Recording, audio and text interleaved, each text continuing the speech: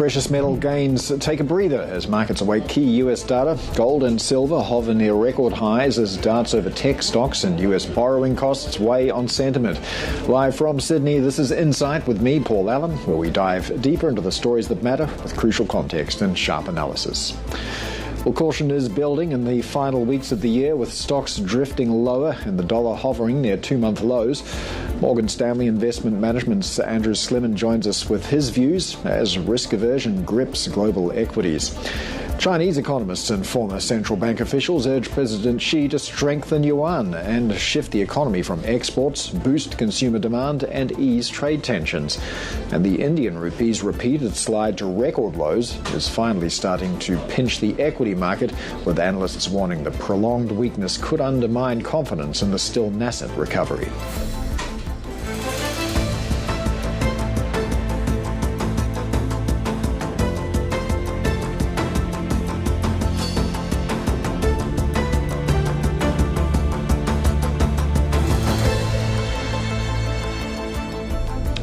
Investors are steering clear of risk in the run-up to the US jobs report that's due overnight. Stocks in Asia are tracking two consecutive down days in US equities, while futures remain weak. Markets will get a clearer read on whether the bullish narrative of the year can hold, with a whole lot of key data due in the next few days. November's jobs report is expected to show a sluggish labour market. We're also going to get some data from October that was delayed due to the government shutdown. While the unemployment rate will not get published, we'll get the non-farm payrolls data for the month, and later this week we'll also get the CPI print and GDP data. Now, on the policy implication front, we heard from Fed Governor Stephen Miron reiterating that high rates will lead to further job losses. Experience suggests that labor market deterioration can occur quickly and non-linearly and be difficult to reverse.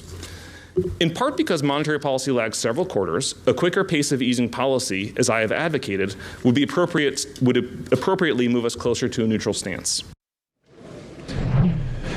Meanwhile, valuation concerns are bleeding into the emerging market space. MSCI's gauge of EM equities selling the most in 3 weeks. So let's get more market action now with Andrew Slimmon, Senior Portfolio Manager and Head of Applied Equity Advisors at Morgan Stanley Investment Management. Andrew, thanks so much for joining us today. I do just want to start with those remarks from Stephen Miron, get your reaction there. He says rates are too restrictive, jobs are at risk, but it comes back to that age-old debate. What's a bigger concern at the moment? Is it jobs or is it sticky inflation? What's your view? I'm worried about both, Paul.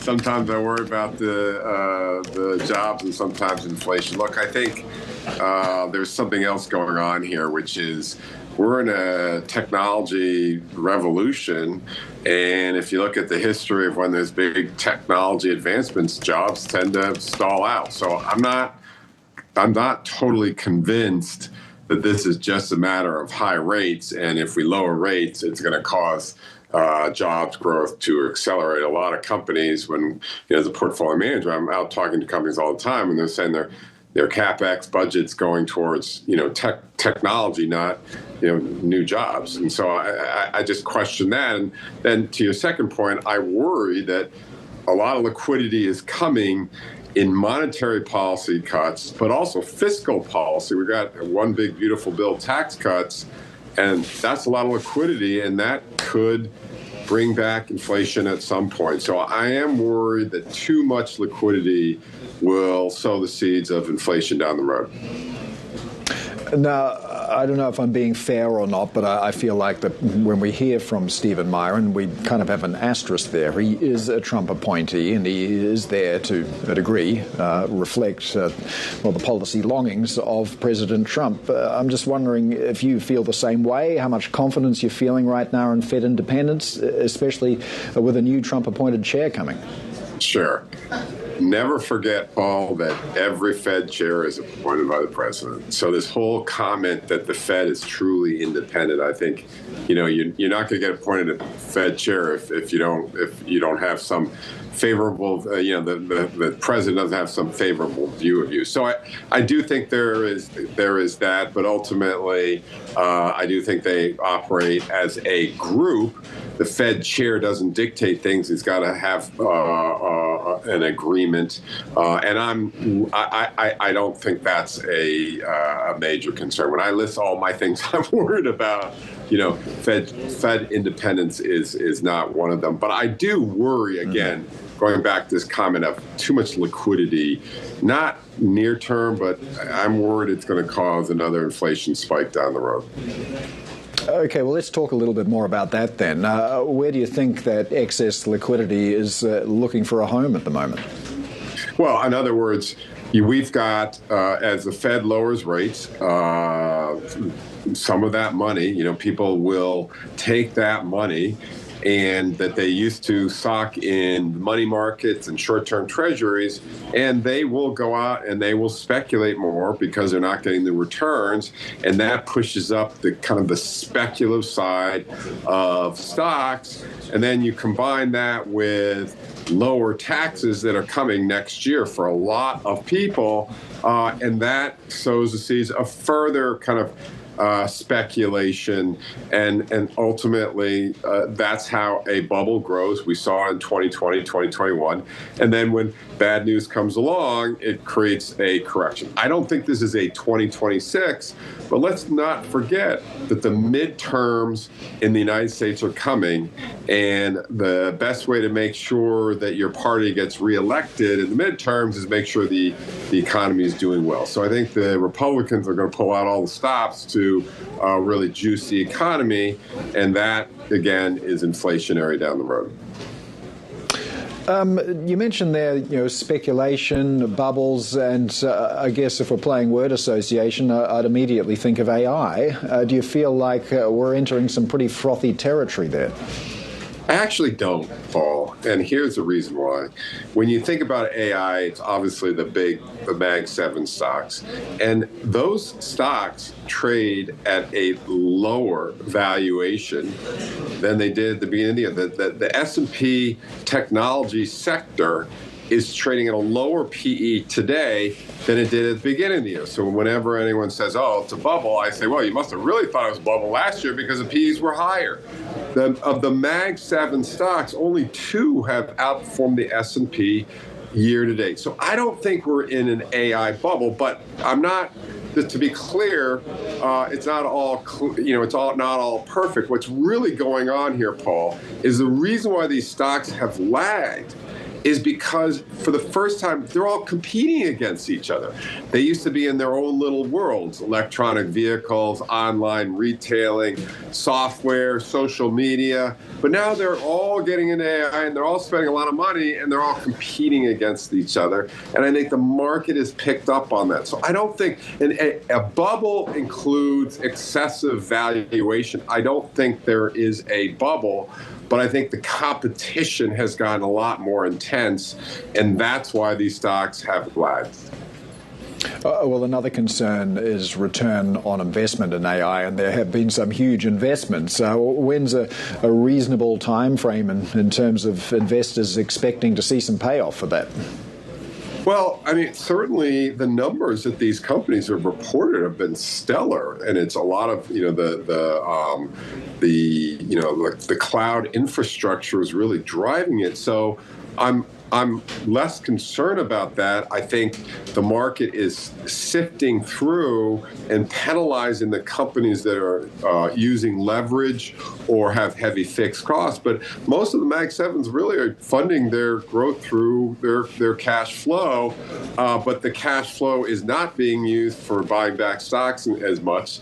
And so the market is penalizing that. So you're absolutely right. Their returns on their equity have come down, and I think that's why the PEs have come down. I don't think this is an AI bubble. I think that AI will be warmly, embraced. But I think what's really important to consider, Paul, is who will ultimately benefit from the AI build out. I don't think it's the AI the companies that are providing the tools. I think it's the companies that will be using these tools in other various industries that will drive productivity and margins higher. So I think what's really going on, if you look at the last the last week or so, it's the S&P 493 that are outperforming the Mag 7. The market is broadening out because the market is starting to say, hey, wait a minute, these companies might report better numbers from this, usage of AI. And that was really the story of the late 90s in the internet. The S&P doubled. Yes, we all know about the dot-com blow-up in 2000, but the S&P doubled between 97 and 2000, and a lot of that was productivity and margin improvement in a lot of industries that embrace the internet. I think that's what's the story as we're starting to unfold today. All right, well, you've mounted a pretty strong case there, but I'm wondering if you could apply the same thinking to perhaps China's AI stocks, which Bloomberg Intelligence sees as not generating a terrific amount of revenue. Do you have a different view there? Well, I mean, I think what's going on, what's amazing, and I was kidding in the office today, is in the United States, we're worried about these companies, not the AI players, just spending so much money, CapEx expense. In China, we're worried about they're not spending enough. And I think it's access to necessary tools. But I wouldn't throw in the towel on the big China tech names. They're trading cheaper. They had a big run until the beginning of the fourth quarter. They've really stalled out. I think that has more to do with other macro stories in China. And I think there's a place in the portfolio for them because ultimately China needs these companies. And I think the valuations are very, very reasonable. Well, we've spent a bit of time talking about AI. You seem reasonably optimistic in the space. I'm just wondering if that would feature as one of your most compelling calls of 2026, or if you've got an even more compelling investment case for us.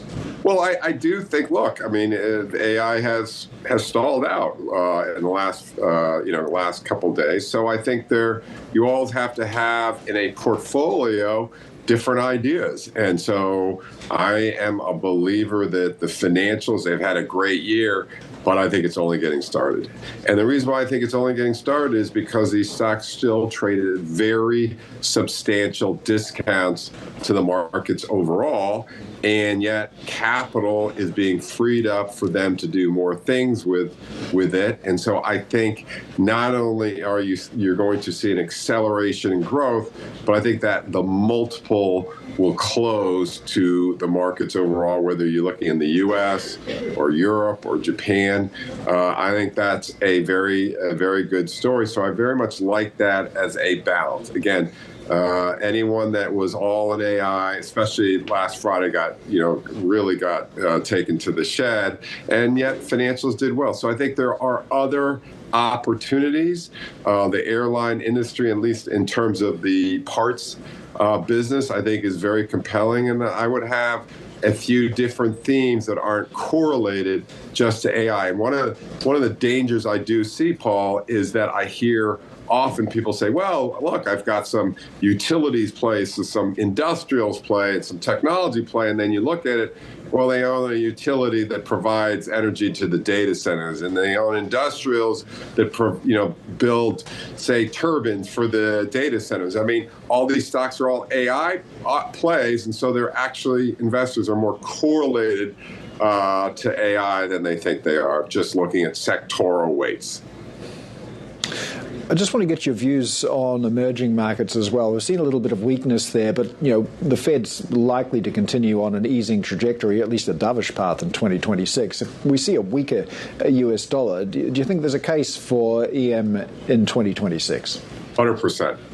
Absolutely. And I think, you said it exactly, which is the dollar weakened.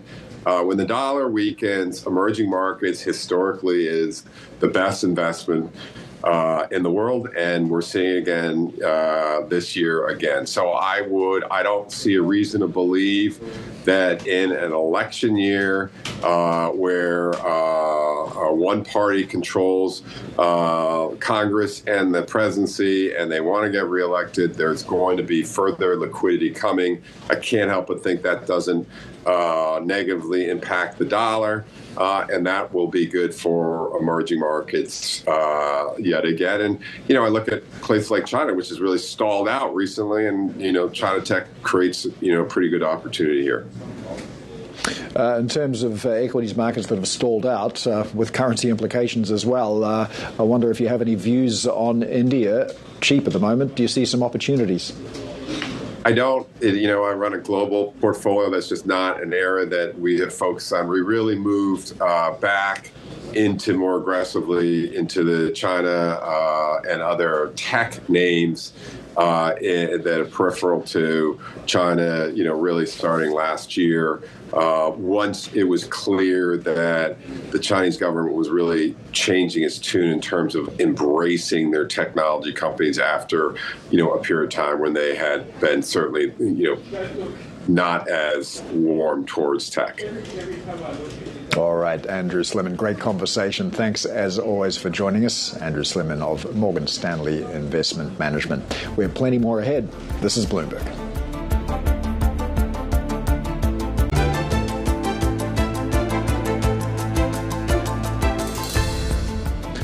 Ford will take $19.5 billion in charges tied to a sweeping overhaul of its EV business after struggling for years to make it profitable.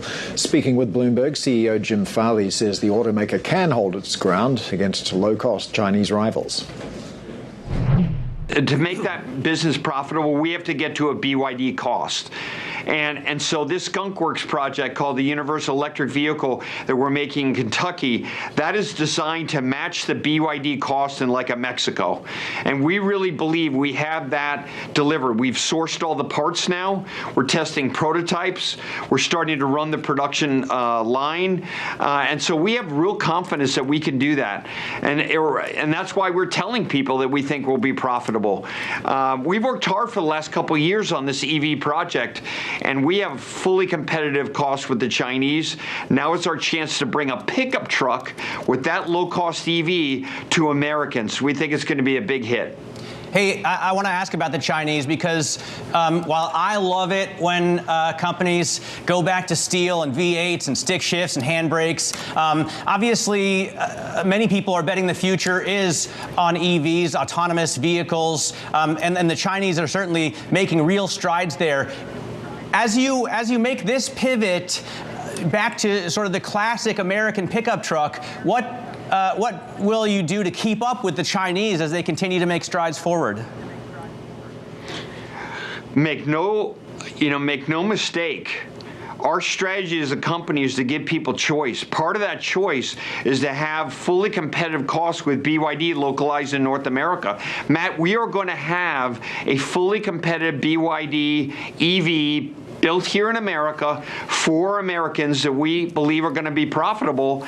And to do that, we had to massively innovate, bring LFP to the United States, reduce the manufacturing content of the vehicle radically, redesign the whole assembly process, engineer the vehicle with all new suppliers. It's a whole different approach on the whole engineering of that vehicle. We are here to compete globally. We're not going to cede our future to the Chinese. And we're the most American car company, but even for us as the most American car company, we're a global company. And that UEV product is the heart and soul of our competitiveness for the future. But the Chinese don't know the truck customers like we do. And we know customers want E-Revs and they want hybrids and they want Raptors like you have. It's a diversity of all that lineup that makes sense for us to compete and win against them. That's Ford CEO Jim Farley speaking with Bloomberg's Matt Miller. And iRobot, the iconic robots company that introduced the world to the Roomba and probably to the concept of having a robot at home, has filed for Chapter 11 bankruptcy. Apparently a victim of everything from Chinese competition to regulations and Trump's tariffs, it now faces a deal that would sell the company to its main China-based supplier and take it private. Shares of iRobot plunged 75% on Monday. For more on how this company revolutionized an industry that got sucked into bankruptcy, pardon the pun, we're joined by Asia Credit Editor Finbar Flynn. So, Finbar, shareholders have been, cleaned out by this bankruptcy plan. What's next? Hey, good morning. Yes, so as you mentioned, they announced the bankruptcy on Sunday, and that does wipe out the equity of the existing shareholders. The company has announced that it plans to, under this process, court-supervised process, to essentially transfer the ownership to this Chinese supplier who they have been working with for the last 1 or 2 years. So it's a tough position for the existing shareholders, naturally. Yeah, well, Roomba is pretty much a byword for the robot vacuum. It's got such name recognition. Why did it go bankrupt? So I think you touched on it in some of the previous segment. They were hit in large part by lower cost Chinese competition.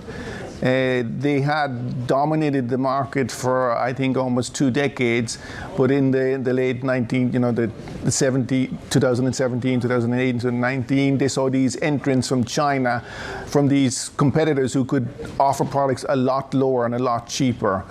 And they were unable to pivot sufficiently to avoid what happened to them quite recently in terms of the bankruptcy. There is also another element to this in terms of 2022, Amazon had actually offered to buy them, but they could not get through the legal process and the regulatory processes in the States and in Europe, so that M&A was pulled, Amazon pulled out of the deal, and iRobot was left floundering essentially. Well, we've got this new deal now. I'm wondering if you can tell us a bit more about the Chinese company that's buying it.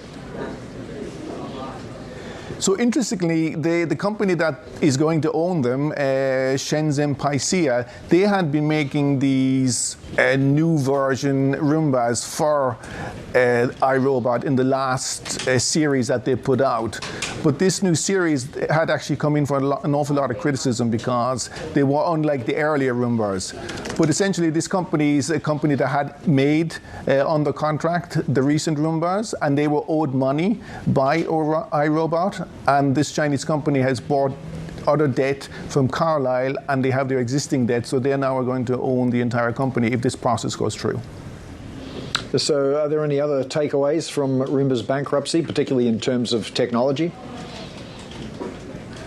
I suppose one takeaway here is this was very much a US success story in terms of the technology.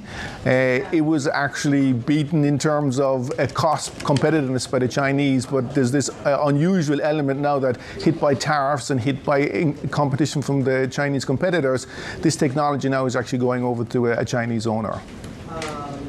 All right, Asia Credit Editor Finbar Flynn there. Let's take a look at how some of the key assets that we track are performing at the moment. We are, of course, waiting on some crucial data out of the US, including those non-farm payrolls numbers. They're coming out towards the end of the week. Also, we're awaiting the unemployment rate and retail sales as well. We're seeing a little bit of softness for S&P futures at the moment, although it has been a very good year for the S&P, up 12%. The Santa Claus rally really not in evidence as we close out the final trading week of the year, the final full trading week of the year, that is. We're seeing NASDAQ futures particularly weak, off by about 0.8%. It really reflects the broader risk-off tone that we're seeing around the Asia-Pacific at the moment. The tech-heavy Kospi index in South Korea not having a great day, off by another 1.75%. There you see the yields as well as we count down to that data out of the US. Not a huge amount of change there. The 10-year anchored at 4.16. We have plenty more ahead. This is Bloomberg.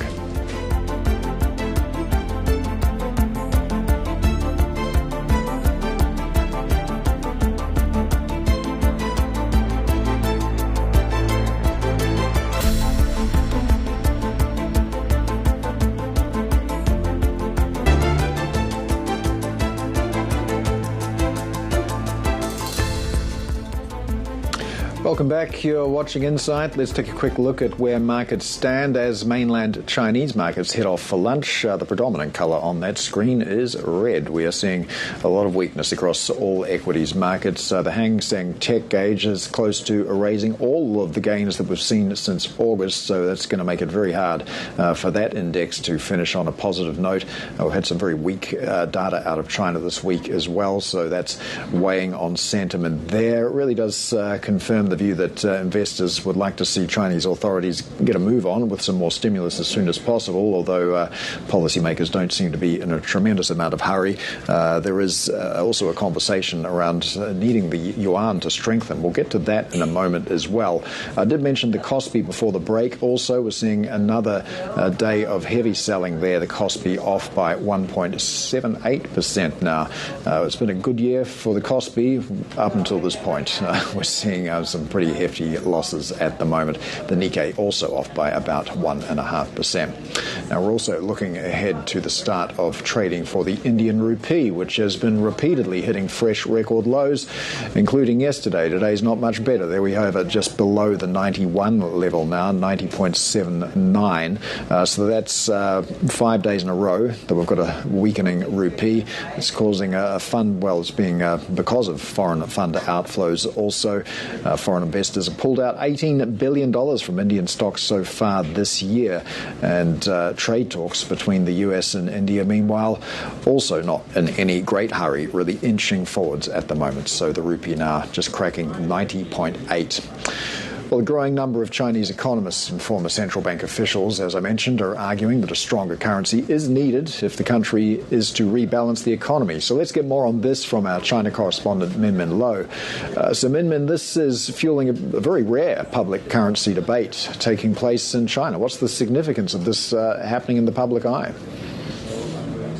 That's right, Paul. And you mentioned the weakness in the Indian rupee just now. I think that is also being exacerbated by this bullish case for the yuan, and increasingly more economists onshore are calling for the strengthening of the yuan. As you said, quite a rare public debate that is taking place right now. There are a variety of reasons that economists are calling for that. They're saying that, one, it could reduce imported inflation, increase purchasing power, leading to a recovery in the consumption sector.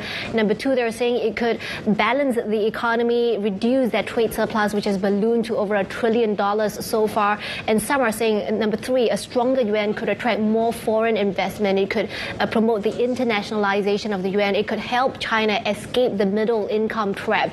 But then if you flip the narrative and just flip the logic there, a stronger yuan, if it reduces imported inflation, it will make it even harder to break the deflationary streak. So there are other economists that say, no, China shouldn't be strengthening the yuan. They should first end deflation first, and then naturally there will be more demand for the yuan. So it's a bit of a chicken and egg narrative there, but the debate is ongoing, and economists now are largely expecting the yuan to head below the 7 handle next year, although some, like Morgan Stanley, are expecting the yuan to remain flat at about the 7.05 handle in 12 months' time.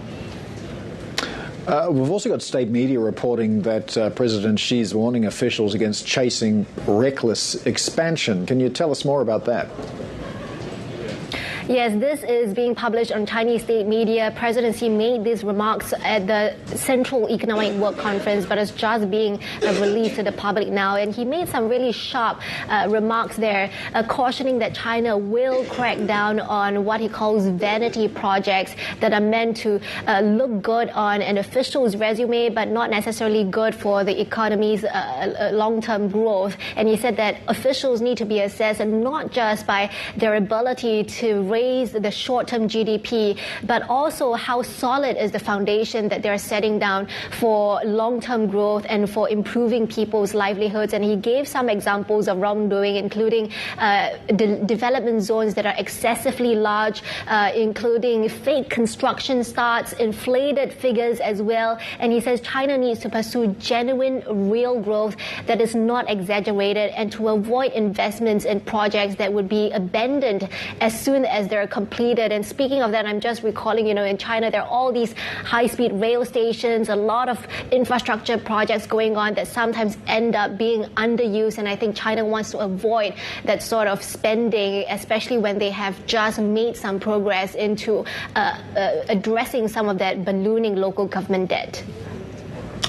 Yeah, we need to talk a little bit about consumption as well. And it's interesting timing that at the same time we have President Xi calling to boost consumption, and that's being highlighted in state media this week as well. And it comes right off the back of some very disappointing macro data yesterday. Yes, the timing certainly is interesting because Chinese state media is publishing a series of speeches, quotes from his speeches 10 years back, highlighting the importance of promoting domestic demand. And I think a key thing that I think bears reminding is if you look through the speeches, I was pouring through them, President Xi has said before that demand-side management tends to be short-term, and supply-side management is all about addressing structural issues, a longer-term growth. And that's why I think, China has so far been quite reluctant to look at demand side reform, or he has said basically that domestic demand and raising domestic demand is not necessarily about raising government spending, but more about boosting private investment, optimizing income distribution, and so on. And so I think this shows you that, number one, China thinks in very, very long terms because they have been thinking about boosting domestic demand since 10 years ago, but also they're focused more on the supply side reforms and not necessarily so willing to boost demand in the short term at the expense of other risks like greater spending or greater debt as well. All right, Bloomberg's China correspondent Min Lo. Let's check in on a couple of assets that have had a very good year in 2025. Gold and silver. Gold right now well above 4,200 an ounce again, just below 4,300 an ounce. It is off record highs, but not by much. Then again, we've got silver around record highs, 62.55 an ounce at the moment. So performing very strongly, that asset, and possibly some more to go as well, considering the gold-silver ratio. Well, our next guest expects gold to set fresh record highs in 2026. So let's get to Suki Cooper, Global Head of Commodities Research at Standard Chartered Bank. So, Suki, just right off the bat, can you give us a price target for gold in 2026? We're expecting gold to average 4,488 in 2026, but by Q4 we think that average is more likely to be 4,750. So we're expecting a build in gold prices and continuing to maintain that upward momentum with record highs being set throughout the year.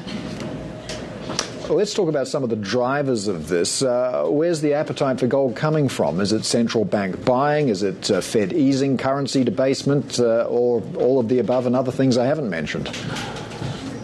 This is the most fascinating factor behind the gold rally. It hasn't been limited to just one end user that has been adding to their exposure to the gold market. Initially, yes, this rally was really being driven by the unprecedented volume that we've seen in terms of central bank buying exceeding 1,000 tons for the past 3 years. But this year, we've seen that baton being passed to exchange-traded products.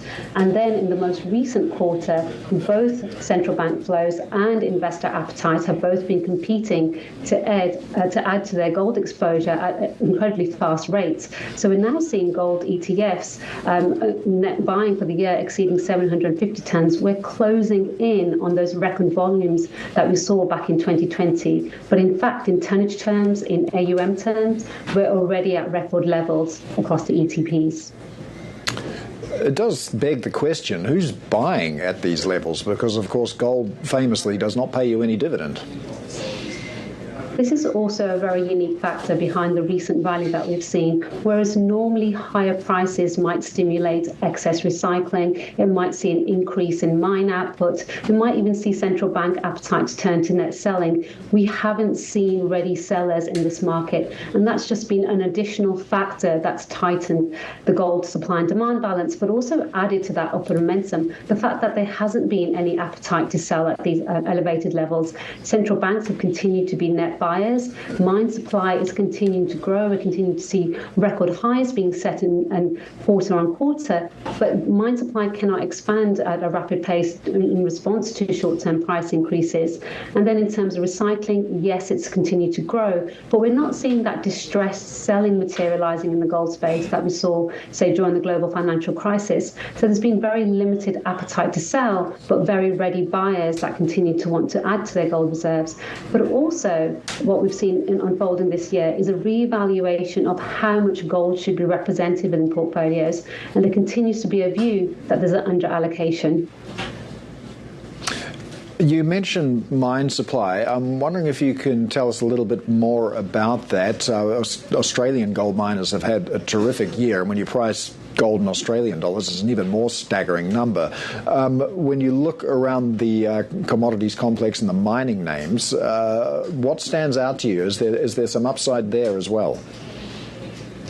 This has been an interesting area that's unfolded. We've seen the cash margins continuing to grow. Yes, we have seen an increase in capital expenditure, but we've also seen a higher payout in terms of dividends or cash buybacks. So it's been a variety of responses in terms of those elevated prices. In terms of growth opportunities, it's been largely tailings that have been expanded or cut-off grades have been increased, rather than being a lot of new exploration that has added to those gold increase in gold production on a global basis.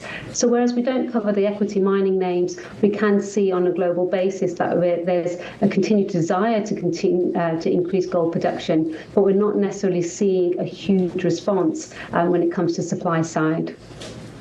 I just want to circle back to a point you made earlier about the allocation of gold in a portfolio. At these prices, what is a reasonable allocation to have?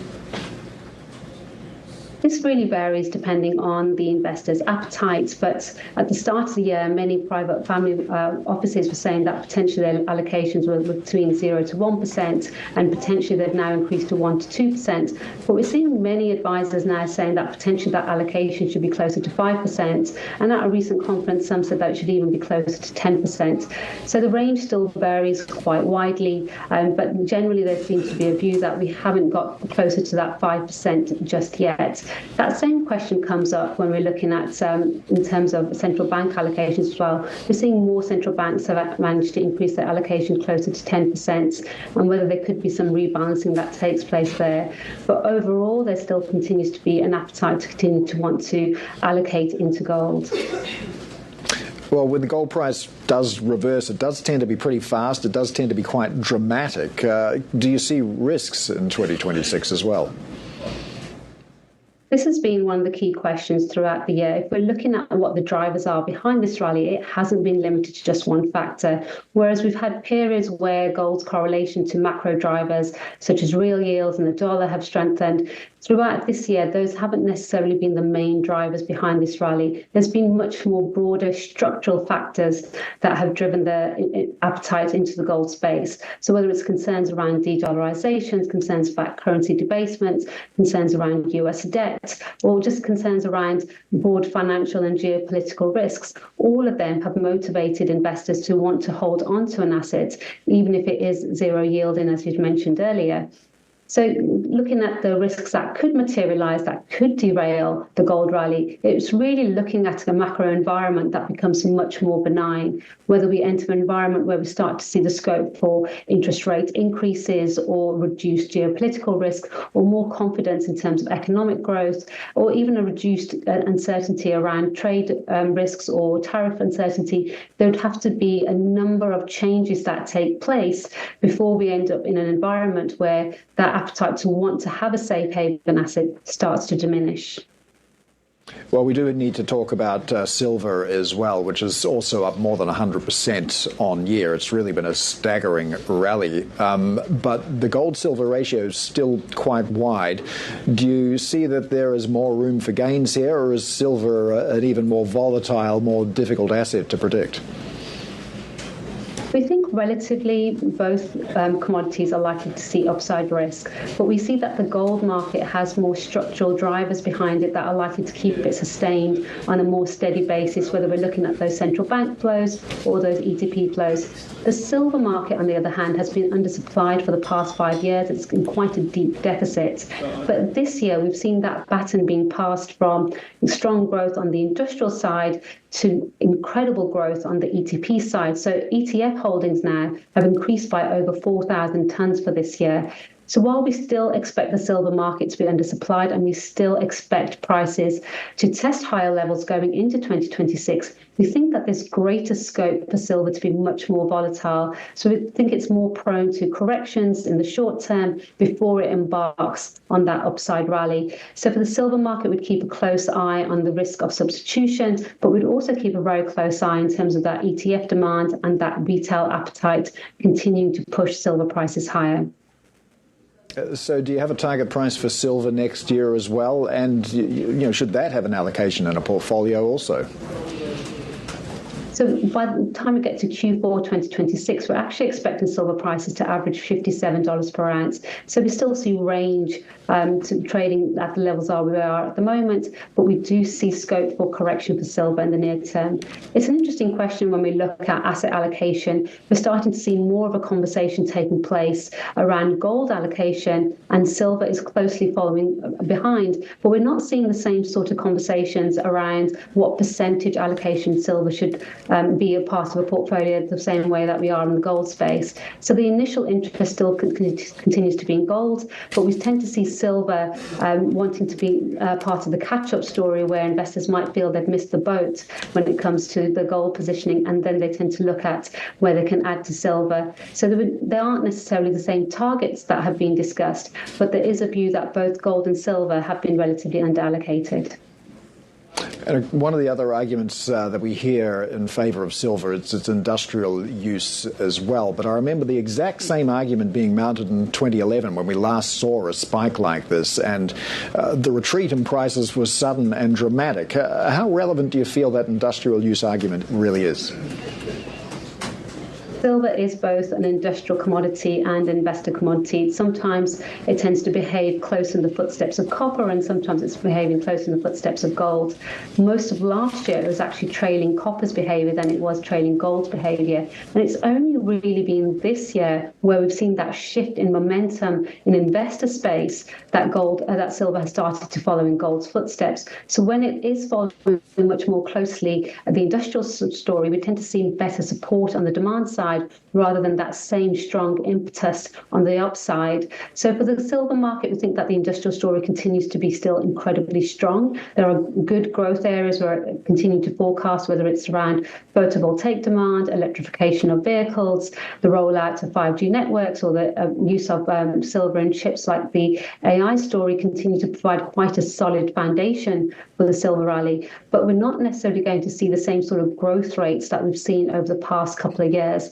There are already some concerns starting to materialize around the scope for substitution risk, where silver could potentially be replaced by other metals, and that might dampen some of that industrial growth that we've seen in the silver space. And we are forecasting silver industrial demand to decline this year. So it continues to be strong. It's certainly a strong component of the silver story, but it could pose some risk in the near term.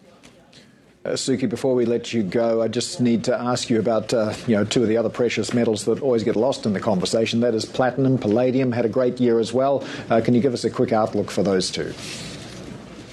These are two metals where we think that they might see some divergence going into 2026. The platinum story remains robust. It's a market that we continue to forecast to be undersupplied going into 2026. And one of the reasons behind this is that we've seen metal being pulled in two directions. We've seen a build in stocks in China. We've also seen a build in stocks in the US around concerns around tariffs. And of course, that's a story that's been important for the silver market and the gold market as well. So the reduced availability availability of stock has really been one of the factors that's helped both the silver and the platinum story, with platinum prices rallying quite strongly this year. But going into next year, I think one of the biggest areas of risk to keep an eye on is a scope for substitution between platinum and palladium in terms of auto consumption. It's not happening yet, but it is one story that could potentially reduce the size of the palladium surplus into next year. All right, Suki, we're unfortunately out of time, but thanks for joining us. Suki Cooper is a Global Head of Commodities Research at Standard Chartered Bank. Let's talk about Bitcoin as well, so-called digital gold, not faring nearly as well as the real thing, down almost 10% so far this year as sentiment has turned on risk assets. Here's a look at how Bitcoin is trading today after falling through the $86,000 level overnight. Right now trading $85,800, of course, though notoriously volatile. Stay tuned for an exclusive interview with digital asset platform Hashkey Holdings. Its shares debut on Wednesday in Hong Kong, and we're going to be there hearing from its CEO, Xiaofeng. You can catch that interview on the Times on your screen. This is Bloomberg.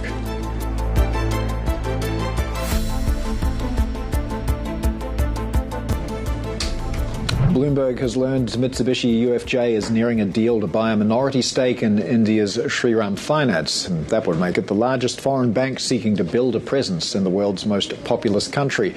Our Asia investing and finance editor Russell Ward joins us now. So, Russell, what is MUFG getting if the deal goes through?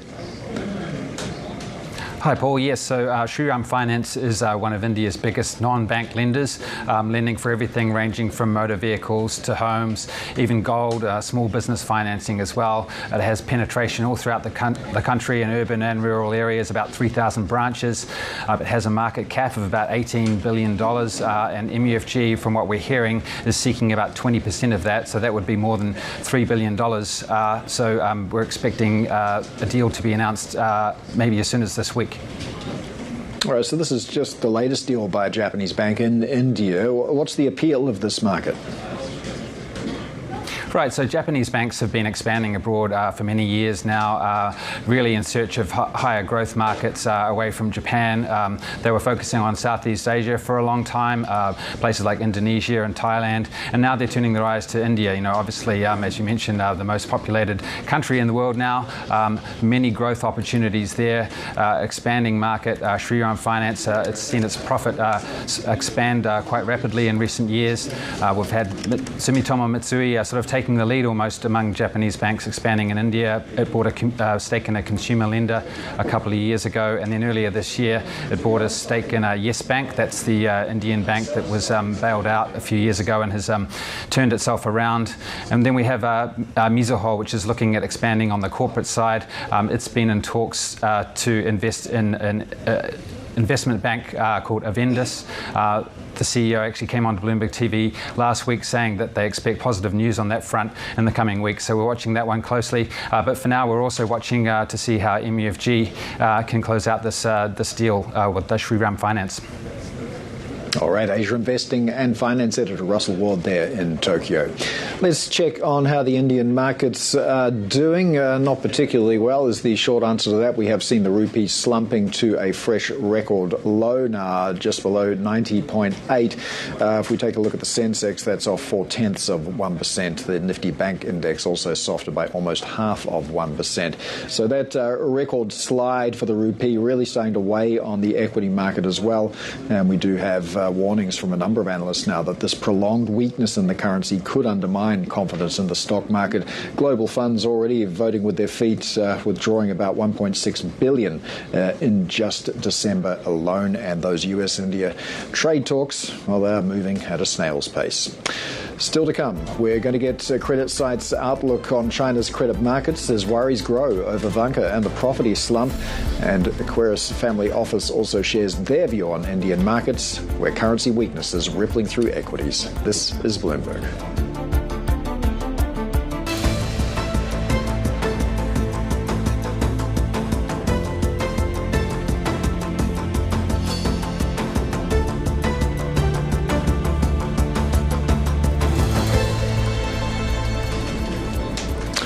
Welcome back. You're watching Insight. So let's take a look at how markets are tracking. A lot of red there. That's about the only Christmassy thing about it. Santa has firmly left the building. We're seeing a lot of selling across all major markets at the moment. One of the worst off is the Hang Seng Index. We do have the Hang Seng Tech Index in particular on the verge of giving up all the gains that we've seen since August.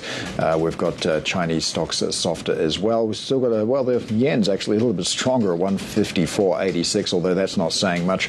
We are, of course, counting down to a Bank of Japan meeting at the end of the week. The market's pretty much convinced that we are going to see another rate hike from the BOJ, not really doing anything at all, though, to put a floor underneath that currency. We are hearing rare public calls as well from China to allow the yuan to strengthen. The fact that that debate is happening publicly is interesting in of itself. The Kospi also not having a very good day, off by about 1.5% at the moment. So the Kospi had been one of the best performing indexes of 2025, but that's now firmly behind it as well. The MSCI Asia Pacific gauge as a whole also looking pretty weak. If we take a look at Taiwan stocks, also off by 1.5%. All right. Well, the EU's top trade official says China has started granting longer-term licenses that allow European companies to access critical minerals needed for industries, including clean tech, automakers, and defence contractors. Speaking exclusively to Bloomberg, Maroš Šefčovič also discussed ongoing negotiations with the US over steel and aluminium tariffs. What unites us is that we really need to take care of overcapacities which are destroying, the steel production in US, but also in the EU. And I explain again that we adopted these very far-reaching safeguards if it comes to the imports of steel from the third countries to the EU, which are kind of very much reflecting the measures which US has undertaken several months ago. And therefore, I suggested again, let's go back to the idea where we can kind of build this ring of friends, where we would trade on MFN, or zero levels, and we would have the same, let's say, measures to take on the global overcapacities.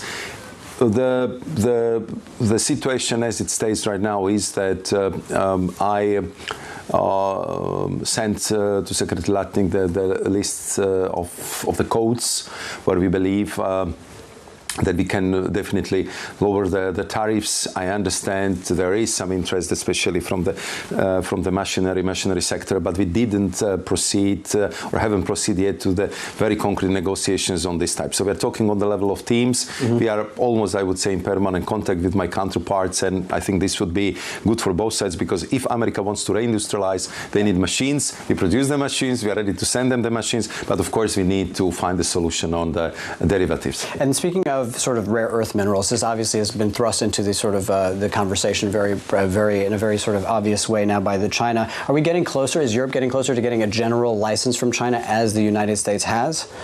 Yes, I think that there I can say that we are in very close contacts with Foreign Trade Minister Wang Wentao and also his team. So we are communicating on different levels. We had here the team from China specializing on export controls like a couple of weeks ago. And I think we are getting initial reports from our industry that they are getting these general licenses, but we need to have a little bit more granular information to evaluate the whole process. But the fact that this idea was favorably received, that it seems that we are getting first general licenses, and also that the Chinese side was receptive to our arguments that the process as it was set up in April required too much of I would say, very intrusive information, too many photographs, too much detail about the supply chains, and I think that the general licensing could be one of the solutions how to address this issue. That's European Commissioner for Trade Maroš Šefčovič speaking to Bloomberg's Oliver Crook. Now, focusing on China's property crisis, China Vanke's shares are headed for their sharpest quarterly drop on record amid worries over the developer's financial health. It is one of the worst performers on the MSCI Asia Pacific Index. The property giant said to be offering its creditors better terms after they rejected its request to delay payment on a bond that was due on Monday, setting the stage for a potential default default. And Bloomberg opinion columnist Shuli Ren says a default might not be the worst outcome for creditors. For more, let's bring in Shuli, also joining us, China credit reporter Trista Shinyi Liu. So Trista, let's start with you. What is the latest on China Vanke's efforts with bondholders? So there are three main new things we're seeing from the revised proposal. The first thing is they're trying to offer to pay 60 million yuan interest on that note, which previously they said they will only pay that after a year. And secondly is like they're trying to offer credit enhancement to bondholders, but we are still not clear what kind of credit enhancement they will offer. So there is still a question mark there whether that kind of credit enhancement will be meaningful for creditor to say yes to the extension plan. And last but not least, they are asking to extend the grace periods from 5 business days to 30 trading days, which is their latest effort trying to buy them more time for the negotiation with bondholders. Buying time, Trista, but is Vanke starting to run out of options here? I would say not yet. They still have next Monday, which is when is the end of the current grace periods. So I think before Monday, they will, trying to negotiate with the bondholder, and they will hold a meeting on Thursday, trying to present the revised proposal with bondholders and trying to win more support from creditors there. But we need to remember that any proposed change needs at least 90% of the approval from bondholders. So there's the target. Vanke need to achieve at the moment. So, Shuli, it's all very well to talk about these ideas to restructure things, make offers, but you actually think it's better that Vanke's bondholders just reject this plan and shove the developer into default. So why? So Vanke is offering its bondholders 3% interest rate, right? What is 3% if you're at risk of losing your whole shirt? What we are seeing with Vanke is some kind of a creditor-on-creditor crime. You already see that the big banks and the Vanke's largest shareholders, they are trying to land grab and take away assets at a pretty quick pace. So if Vanke was allowed to continue as business as usual, right, the bondholders have to wait, and by the time the eventual reckoning comes, and I believe it will come, they will have nothing left. That's why it's better to force Vanke into default, force it into the court system, and force it to liquidate and get some money back. So, Shuli, Vanke's investors have had quite a wild ride this year. Its dollar bonds traded at 30 cents in January, then recovered to 80 cents throughout the year, and then fell again in November. So what happened? Is there any lesson to be learned here?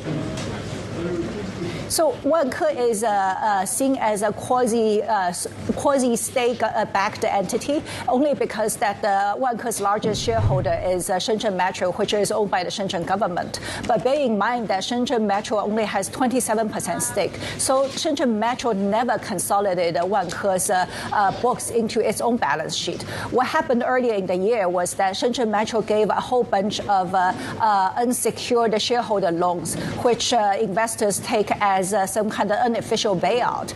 But by the time we get to the end of the year, Shenzhen Metro seemed to have a change of heart, and they stopped giving out these loans, and they in fact want collaterals on these loans. And then suddenly investors realized that the Vanke basically has no state backing whatsoever. So I think the lesson learned is that don't imagine that you have a developer that's too big to fail. You have to look at the financials. Vanke's financials have not been good for a long time. Trista, I'm just wondering how much creditors could realistically squeeze out of China Vanke, because as Shuli mentioned there, I mean, 3% of a shirt, it's not even a shirt anymore. Yeah, I think, creditors right now are facing really hard reality. As Shuli mentioned earlier, there are not much, asset left. And especially for offshore creditors, they only have a few, valuable assets. And it's not guaranteed for them to, they can still grab it if Vanke going to default in the future. So I think right now, as creditors, they need to make a decision whether they will accept the extension plan or they will, veto the plan and trying to force Vanke into default and trying to win maybe higher recovery rate at the moment. All right, Bloomberg opinion columnist Shuli Ren and China credit reporter Trista Xinyi Liu there. So for more on Vanke's woes, Zelina Zheng, head of East Asia Corporates and Asia Credit Strategy at Credit Sites, joins us now. So Zelina, I just want to pick up on what Trista and Shuli were saying there. I mean, China Vanke's creditors have rejected that initial proposal. How long could this realistically take? And realistically, is there going to be anything left at the end of it? To us, I think it is not really a surprise that the bondholders rejected the original proposal. The terms were just really bad, with no upfront cash payment, no installments, and no other credit enhancement in Proposal 1. So it was not a surprise. I think what they would do next is keep negotiating with the bondholders, trying to buy time and to avoid a default at this moment. But in my opinion, I think given the very poor liquidity conditions of the company, very limited support from the government / Shenzhen Metro, if any, as well as the very poor funding conditions for the company, I think it is almost unavoidable that Vanke will have to end up in a holistic debt restructuring. So to some extent, I do agree. If there's an immediate default, the recovery process might be faster instead of dragging along with ongoing negotiation with bondholders and continued request for additional grace period. So if a default has its advantages here, what's the hold-up? Who would be standing in the way of this happening? I think once the company, if it enters into the default, definitely for offshore dollar bondholders, they are structurally deeply subordinated. The recovery prospect is not going to be very great. When it comes to the onshore bondholders and debt holders, I think the situation is a bit more complicated. You do have Shenzhen Metro, who are holding a lot of shareholder loans. We're likely going to grabbing a lot of the onshore assets. You have debt banks with a holding of Vanke bonds, as well as the bank loans and other onshore bondholders. So the situation and the process is still going to be very long and complicated, but I think we can say is for offshore bondholders, the recovery prospect is likely going to be poorer the onshore bondholders as in the past China property restructuring cases. You mentioned that the absence of government support. China Vanke is clearly not considered to be too big to fail. So would you say that, in a way, default's inevitable? It is just a case of when? I think back in January when I was on the Bloomberg TV show, we were saying maybe bondholders should avoid investing in Vanke because if you look at the financials on a standalone basis, the company is just not financially self-supporting or sustainable. I don't think bondholders should be investing in one company purely just because of the government support, especially given it is quite hard to say this company is state-owned given the relatively small shareholding of Shenzhen Metro. So I think in the past few years, the government has never bailed out any bondholders of any defaulted China property developers. So far it seems like there's nobody who's too big to fail. Do you see any scenario where China Vanke survives this and becomes viable again? What needs to happen? I see quite a limited chance of that. One possibility is for some reason if the top policymakers think the immediate default of Vanke will trigger some systematic risk or will trigger some certain social instability, maybe there would be government support forthcoming or additional liquidity support from the bank, but I see that chance as quite remote. I think the top policymakers are aware the long term of the property sector is going to be ongoing for another couple of years at least, and the policymakers are no longer seeing the property investment and the sector as a key growth driver for Chinese economy. And today, the President Xi actually said in one of the the magazine said they are not chasing the near-term growth. They might be even willing to give up some of the real GDP growth for more sustainable medium to long-term growth. So I think the chance of the government's bailing out Vanke or Vanke avoiding a holistic debt restructuring is really remote. Shuli Ren, who we heard from before, our Bloomberg opinion columnist, has previously written about the risks of creditor-on-creditor violence. Is this something you could see happening in this case? How ugly could the fight over what's left potentially get? I think most of the bondholders of Vanke, there are quite diverse range of holders. Some of them could be banks, some of them could be private equities or hedge funds. Different bondholders have different interests, and I think some of these interests might be conflicting to each other. So I won't be surprised if the negotiation process is going to be very long. But for us, as somebody looking at the China credit market, I think the bigger concern is the relevance of Chinese dollar bond or China bond in general to the international market over the past couple of years because of the very high default rate of China high-yield property bonds. More investors are underweight China dollar bonds in general, and the new supply coming from Chinese issuers has been shrinking over the past couple of years. So it feels like as if this market is increasingly lose relevance for international investors. So I think that is maybe even bigger issue that people should be paying attention to. Would you say that's a key reason for not allowing China Vanke to default? Is that a trend you could see gathering momentum if that were allowed to happen? I think in general, we don't see very big incremental market impact from Vanke's default if that happens. Past a couple of months, there has been ongoing headlines on Vanke, but we see the contingent risk to the broader China dollar bond market or the onshore bond market has been quite limited. If we look at the other sectors such as banks, Chinese local government who are quite closely linked to the property sector, the price contingent risk is also quite limited. So I think the incremental negative impact for the broader market or the fiscal property market is going to continue to be quite limited. Well, the crisis in China's property market has been going for a long time now. It doesn't seem to be ending. Can you see any light at the end of the tunnel for China's property developers? In short, I don't think I see the light at the end of the tunnel. If we look at the inventory level across different tiers of the city, it's at sky-high levels.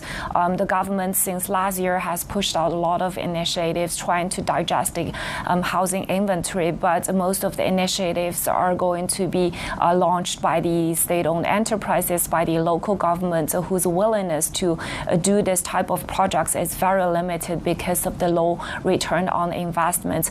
Unless we see the central government pushing out additional new money trying to address the elevated inventory, I don't think the fiscal property market is going to rebound anytime soon.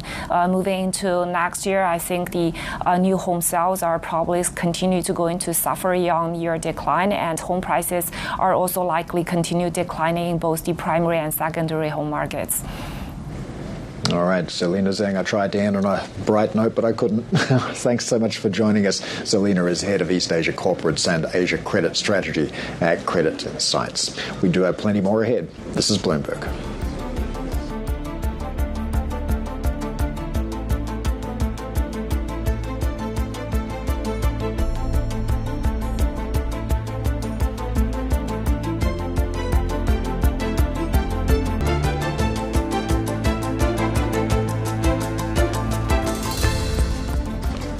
A rising number of Chinese economists and former central bank officials are arguing a stronger currency is needed if the country is to rebalance the economy. For more on this growing debate, let's get to Bloomberg Rates and Emerging Markets macro strategist Marcus Wong. So, Marcus, what are economists and investors actually saying? Yeah, I think this is definitely a debate that is has been gathering momentum, within academic circles and also as well among investors. I mean, if we just look at, the data coming out of China on Monday, it really shows kind of like a dual speed economy, in a sense that, retail sales for November accelerated by the slowest pace since, November 2022. If you look at fixed asset investment for the first 11 months of the year in China, it's looks like it will be heading to a loss, which will be the first loss since 1998. So in a sense, that there is sense that, the growth in the economy is really weakening. But on the other hand, if you look at exports, for example, exports, the trade surplus over the first 11 months of the year hit over $1 trillion, very robust figures. So this has really heightened debate on whether a stronger currency is needed in China. I mean, although the yuan has strengthened over relative to the dollar, it is actually weakened over most G10 currencies and trade partners, for example.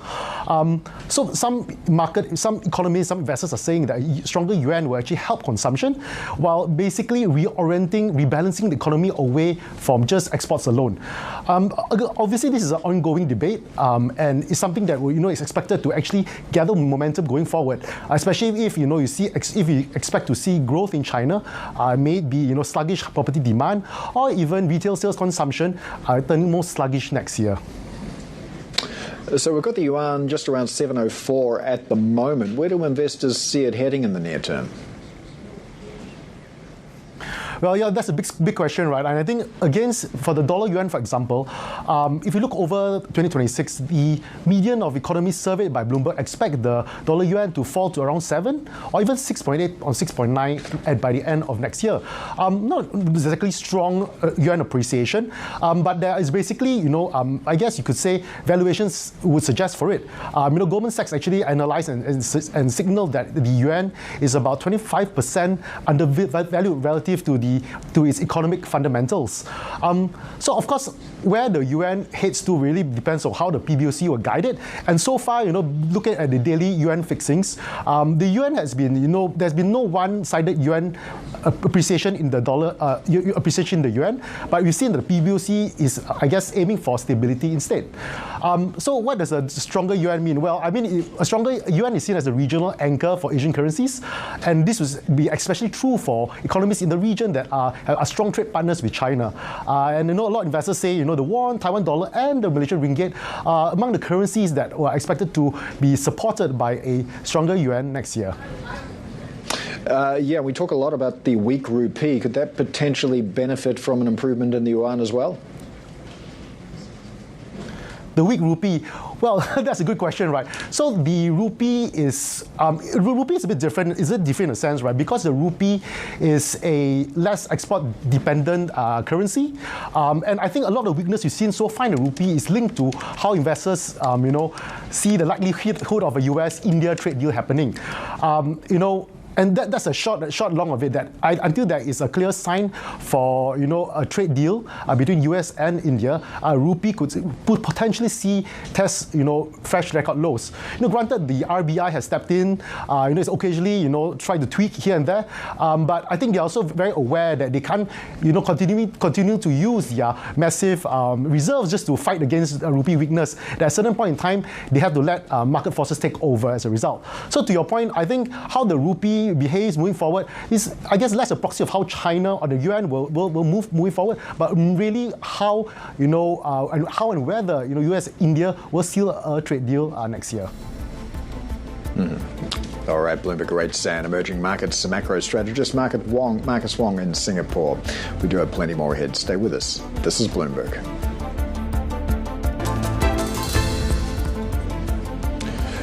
Welcome back. You are watching Insight.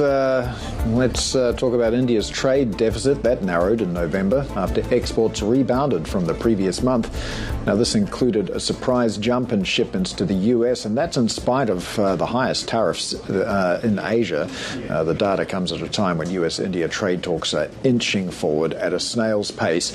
India remains one of the few major economies yet to strike a trade deal with Washington, and that delay also putting pressure on the rupee. So let's take a look at how Indian markets are tracking. The weak rupee certainly not doing equities any favours. We've seen a lot of foreign capital outflows, and the rupee hitting a fresh record today, now 90.8, just below that level. So we've got the bank index off by 2/3 and the Sensex index weaker by 0.5%. Well, the Indian rupee's slide to repeated record lows is pinching the equity market, and there are warnings that prolonged weakness could undermine confidence. Let's get to Asia Equities reporter Ashutosh Joshi in Mumbai. So, Ashutosh, how much worse could this situation potentially get? Have we seen the floor for the rupee or the extent of its impact on equities? Hello, Paul. Thanks for having me on the show. Weakness in rupee has emerged as a fresh hurdle for Indian equities. Indian equities were in a recovery mode in October and November. We saw foreign flows turning positive after a long gap. However, this shift in strategy was short-lived. This month we have seen outflows of more than $1.6 billion. That's more than the inflows for the preceding 2 months. This has come on the back of weakness in rupee, which continues to hit new lows each day. On the yearly basis, the rupee's depreciation against the dollar has neared almost 6%. With the worry is with the lingering uncertainty about trade deal with US and confusion about any potential timeline of same happening has weighed on the rupee, and this has also led to the foreign outflows. We are also nearing end of the year, so there is some sort of profit taking by some money managers, but at the same time on a yearly basis the outflow from foreign investors from Indian equities has crossed $18 billion and is a record in itself. Is there any expectation that the RBI might step in to support the rupee, or is its priority growth rather than what's happening with the currency? It's a bit difficult to say is there any comfort level that RBI is aiming to. In recent weeks, we have seen the commentary from the central bank has been that 3 to 3.5% depreciation per year has been something that has happened in the past. So based on that, a few analysts are hopeful that rupee may strengthen going forward. But at this moment, with the sheer pace of this depreciation, it is hard to say find a floor for the local currency. All right, Asia Equities reporter Ashutosh Joshi there. Well, let's get some more insights on India's outlook with Chanchal Agarwal, CIO of Equirus Family Office, which manages more than $2 billion in assets. Chanchal, thanks so much for joining us. I do want to start with your broader outlook for the rupee. How much weakness do you anticipate here?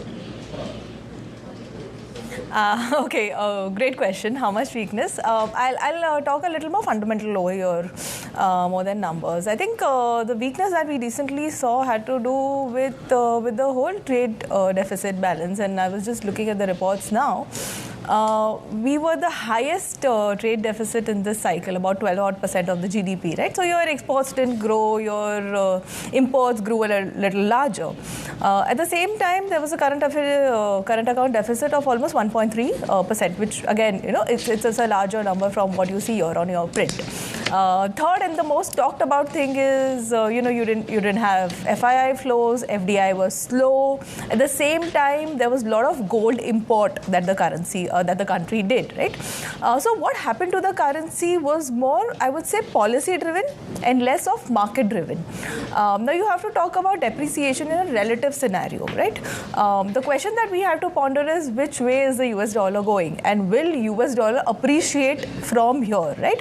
And I think the president has been quite vocal and clear about that he's not in the favor of dollar appreciating meaningfully from here, right? So on a relative sense, if all right on the macro side, I don't see a meaningful depreciation on the local currency.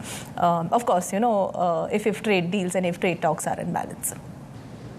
Yeah, I will talk about the trade talks and the potential for some upside there in a moment. But at the moment, we're seeing that weak rupee really piling some pressure on equities as well. If you're optimistic that maybe the worst is over for the rupee, is potentially the worst over for Indian equities as well?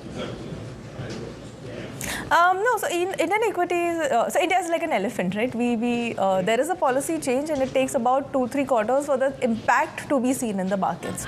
So what didn't happen right for us? I mean, we were the worst, we were only second best to Turkey. It was in the last year, right? So that was the situation. We were broadly about 2-3% up last year versus almost 30% plus for EM basket, right? So that's a huge divergence. Now, why did that happen?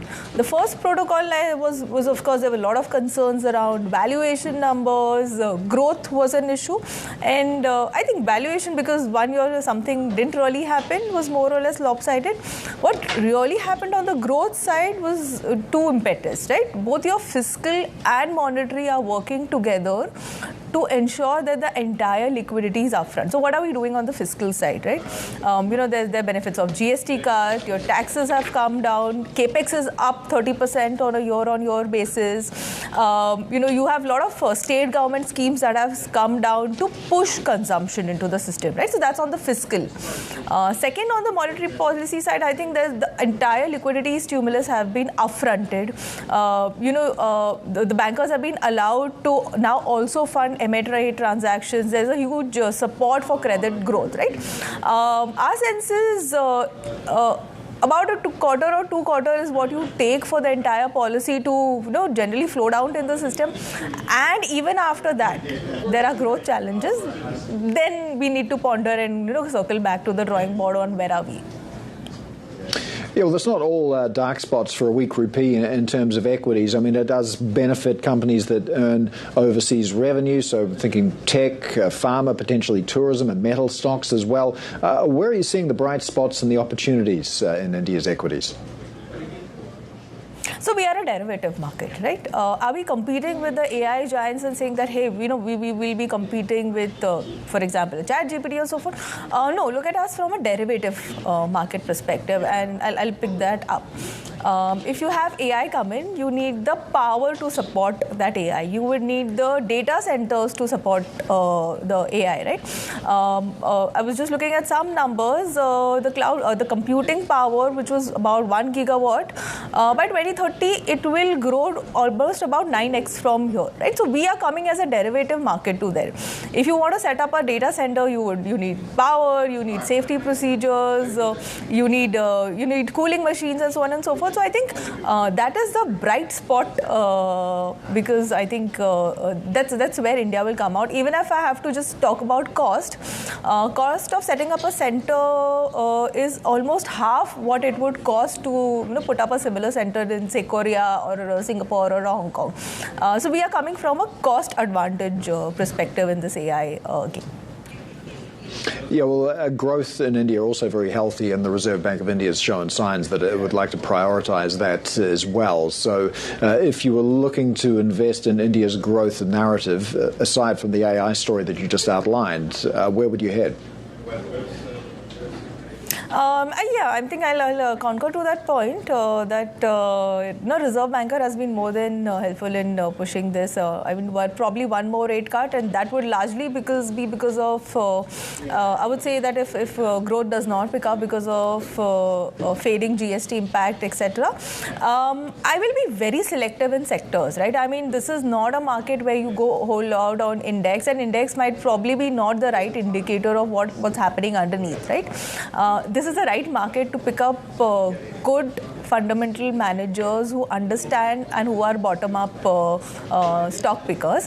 Also, underneath, you see a lot of things happening on the unlisted portion where there are ideations coming up and all. So I'll be selective on that front, but I'm basing my selection more on manager and less on index.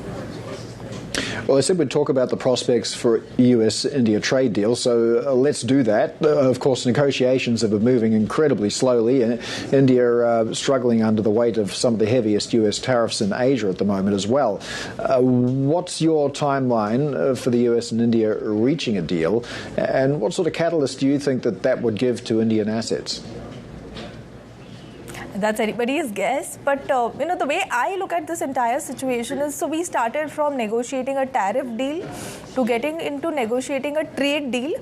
Now we're talking something more strategic, right? So if I'm negotiating with a counterpart, what are the guarantees that I'm giving? Am I getting into a multi-year segment? Also, am I dependent on a third country for my crucial imports, for my machine, for my technology? I think these strategic discussions are something that are more time-consuming and needs to be handled with caution, because you're agreeing on something which will have a multi-decade impact on your country as a whole. So I don't see this as a trade deal. I see it as a strategic tech deal, which rightly, as the government has been doing, they're taking time, they're thinking around it, and coming with one measure at a time. So I don't expect one-shot announcement of a trade deal. This will be more of a tranched announcement to my mind. Chanchal, just finally, you did mention a while ago the significance of gold imports in India. I'm just wondering, even with gold at record prices, how is the consumer appetite for gold in India at the moment?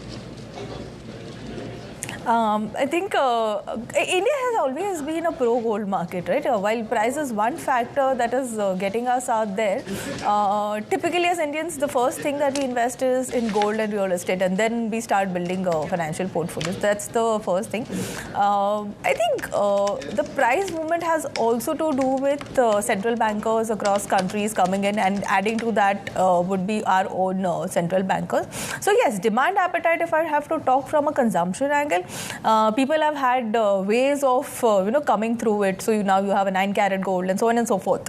I think price sensitively, you will still see the gold to silver ratio, which is one of the metrics that we generally follow.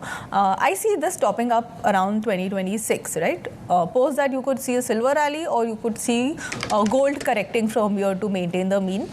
My bet is on a former. So over a short-term period perspective, I see gold more or less a sideways trade.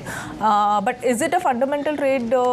Definitely yes. I mean, I'll buy gold at all levels if it is a decadal trade for me.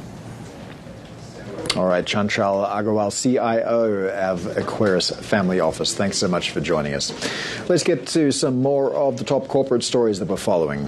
Bloomberg has learned Japan's Mitsubishi UFJ is nearing a deal to acquire a minority stake in India's Shriram Finance, which focuses on vehicle loans. Sources say MUFG may invest more than $3.2 billion for a 20% stake. Japan's largest banks are investing in Indian financial institutions, betting on the country's growth. JP Morgan and the US government are backing Korea Zinc's planned smelter in Tennessee, which will supply critical minerals essential for chip making, defense, and aerospace. Construction is expected to begin next year, with commercial operations starting in 2029. The deal is part of Washington's efforts to establish domestic supply chains for key minerals. Nasdaq is looking for regulatory approval to extend trading hours on its stock venues to 23 hours during the work week. According to a filing, the firm asked the US Securities and Exchange Commission for permission to add an additional trading session. Now, this could take effect in the third quarter of 2026, pending regulatory approval. Elon Musk's wealth has reached a new high on the back of the most recent valuation for SpaceX. The Bloomberg Billionaires Index shows Musk's worth close to $638 billion. That's after SpaceX had a valuation of about $800 billion in an insider share sale. It's the first time an individual's been calculated to be worth more than $600 billion by Bloomberg's Wealth Index. Ford will take $19.5 billion in charges tied to a sweeping overhaul of its EV business after struggling for years to make it profitable. Speaking with Bloomberg, CEO Jim Farley says the overhaul is about moving towards more profitable vehicles. You know, we saw hybrids really take off the last couple of years, like, last month we had a 30% increase in our hybrid sales. We're now number 3 in I think we're 80% hybrid market share in trucks. So we saw this happening. We also saw the more expensive EVs, really suffer in the market, and the more affordable EVs to do better. And then the last couple months really was remarkable. The EV market in the US went from 12% in the industry to only 5%. And that really, in the end, was the big decider for us. But look, we're going down to 50% electric. It's going to be hybrids and e-revs and electric. It won't be just pure electrics. So, every good trader knows you got to cut your losses when you recognize there's an issue. You're doing that in this sense with the F-150 Lightning as we now know it, and the T3 project, the next generation truck that would have been built in Tennessee. But you're able to, I guess, salvage some assets, and as a result, you've raised your profitability forecast from $6 to $6.5 billion for this year in terms of EBIT to $7 billion. Where are you gaining an opportunity from this, Jim? Well, great question. This year, in the short term, it's really our cost of our company. Our quality is getting better, and so our costs are much more competitive. In fact, the Novelis aluminum has cost us more like $2 billion, but we're still raising guidance. Look, for this announcement, Matt, it's really about moving to more profitable vehicles. We're going to make in Tennessee now an affordable pickup truck. I think it's going to really surprise the market. These are customers we know. Not a lot of guesswork in terms of the revenue, the cost we need to get at, and a more affordable van in Ohio. So these are going to be better investments for the company profit. And all those hybrid sales, those are really profitable vehicles for us as we basically deploy hybrid across our lineup. But we're also going into the energy storage business to 20 gigawatt hour. That's a big move. We're going to convert our battery plants from automotive batteries to energy storage batteries using LFP. That's also a big pivot that is profit positive for the company. That's Ford CEO Jim Farley speaking with Bloomberg's Matt Miller. We have plenty more ahead. This is Bloomberg.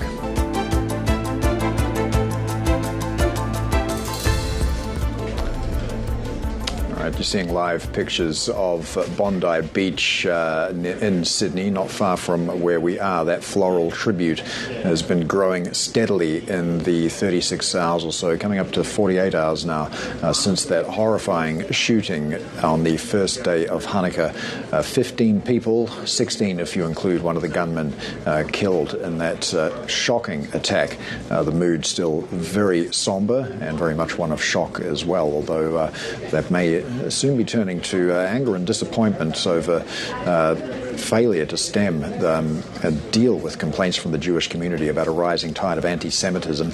Australian authorities, meanwhile, say homemade Islamic State flags were found in a vehicle registered to one of the gunmen that attacked that Bondi Beach Hanukkah celebration on Sunday. At least 15 people were killed, as I mentioned. Bloomberg reporter Angus Whitley joins us now. So, Angus, we are learning a little bit more about the movements of these two gunmen before Sunday's attack. That's right. We've just had an update from Prime Minister and New South Wales Premier, police authorities. They did travel to the Philippines last month, though it's not clear what they did there or where specifically they went.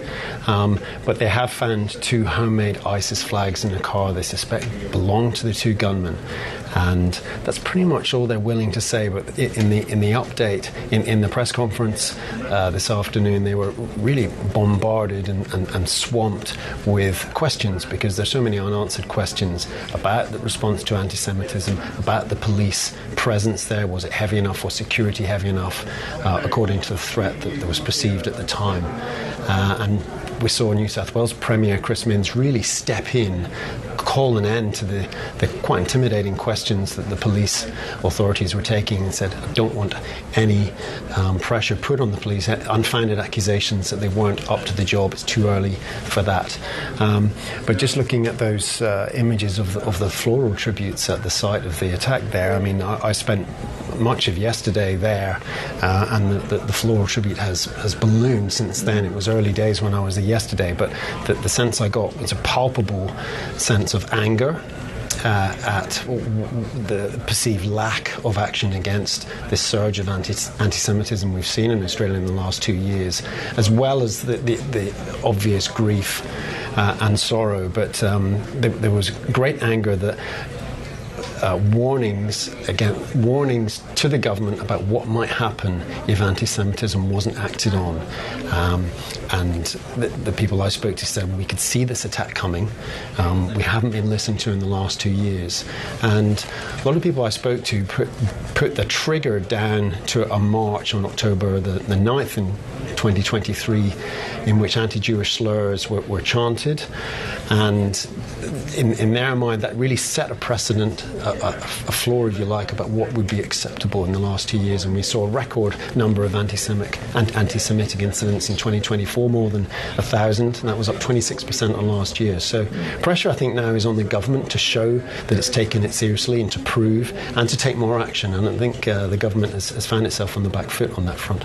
Yeah, and there's an interesting policy debate emerging as well. I mean, some of what you expressed there was expressed also this morning from Gillian Siegel, the anti-Semitism envoy, saying warnings were not heeded. The Prime Minister also saying we need to tighten gun laws. Now, former Prime Minister John Howard, who introduced Australia's extremely tough gun laws, said today in local media that that's a diversion from the real question around anti-Semitism. So how is the government going to balance the debate going forward? I think it's probably easier for Prime Minister Albanese to show he's taking action on gun laws. It's more concrete steps. He's looking at a variety of crackdowns, whether it's limiting the number of weapons that a person can legally own, a nationwide firearms database, or that's going to take time because it involves coordinating state databases, and some of those are not even digital yet. So he has to balance too, and in truth, it's probably there are two solutions that need applying here. It's a firearms crackdown, which is inevitable. That's going to come, and also this concrete action on anti-Semitism. And the government has found itself on the back foot because they have this report that was tabled in July that came up with recommendations, and not all of them have been enacted. Some have, and the government says it's going to continue to do so, but that report did call for tougher law enforcement response, tighter security, and this report has really shown that what wasn't implemented has resulted in the worst terror attack in Australia's history. All right, global business reporter Angus Whitley there. Right, let's talk about what we have coming up tomorrow. Rebecca's Thu Ha Chow is going to be joining us to talk about markets, give her analysis on US jobs data as well. We're also going to speak to the co-founder of iRobot, Helen Greiner, on the fate of the company as they hand over control to Shenzhen's Pikia Robotics. Now, we will leave you with those live pictures from the Bondi Beach Memorial. As Angus was saying, that floral tribute has grown enormously from yesterday morning. This is Bloomberg.